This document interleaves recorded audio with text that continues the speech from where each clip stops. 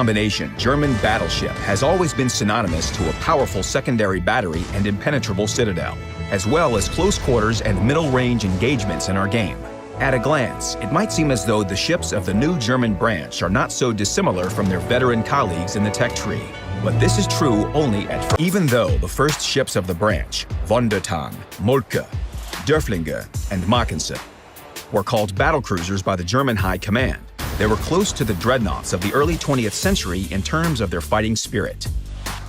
The only thing they had in common with cruisers was their cruising speed. The German ships are some of the fastest. Von der Tann and Moltke are armed with 280